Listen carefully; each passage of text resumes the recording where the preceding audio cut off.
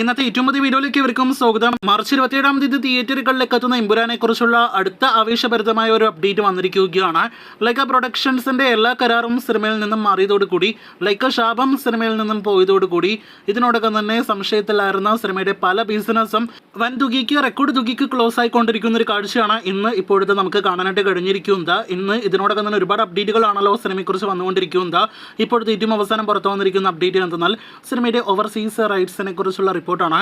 സിനിമയുടെ വിദേശ രാജ്യത്തെ മൊത്തം തിയേറ്റർ റൈറ്റ്സിന്റെ അഡ്വാൻസ് സെയിൽ കളക്ഷൻ റിപ്പോർട്ട് പുറത്തു വരുമ്പോൾ 30 കോടി രൂപയ്ക്ക് എമ്പുരാന്റെ വിദേശ രാജ്യത്തെ തിയേറ്റർ റൈറ്റ്സ് വിറ്റഴിക്കപ്പെട്ടിരിക്കുന്നു എന്നൊരു വമ്പൻ റിപ്പോർട്ടാണ് പുറത്തു വന്നിരിക്കുന്നത്. ഇതിനു മുന്നേ ഒരു മലയാളം സിനിമയും 20 കോടി രൂപ പോലും ഓവർസീസ് തിയേറ്റർ റൈറ്റ്സ് വിൽപ്പന നടത്തിയിട്ടില്ല. ആ സമയത്താണ് ഇപ്പോഴത്തെ എമ്പുരാന്റേത് 30 കോടി രൂപയ്ക്ക് വിറ്റഴിക്കപ്പെട്ടിരിക്കുന്നത്. 10-15 കോടി റേഞ്ചിലാണ് ഇതിനു മുന്നത്തെ ഒരു മലയാളം സിനിമയുടെ റെക്കോർഡ് ഓവർസീസ് റൈറ്റ്സ് വിൽപ്പന എന്നാണ് നമുക്കറിയാനായിട്ട് കഴിഞ്ഞിരിക്കുന്നത്.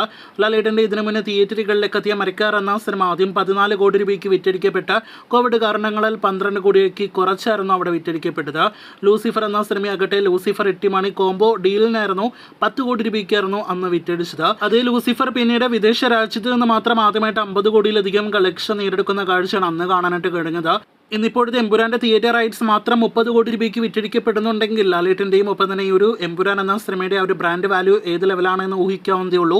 എന്തായാലും കാത്തിരിക്കാം, ചരിത്രം തിരുത്തിക്കുറിക്കാനായിട്ട് വരാനിരിക്കുന്ന മാർച്ച് 27-ന് എത്താനായിട്ടിരിക്കുന്ന എമ്പുരാൻ സിനിമയുടെ ഇതുപോലുള്ള മറ്റ് ബിസിനസ് ഡീൽ റെക്കോർഡ് വാർത്തകൾ കേട്ട്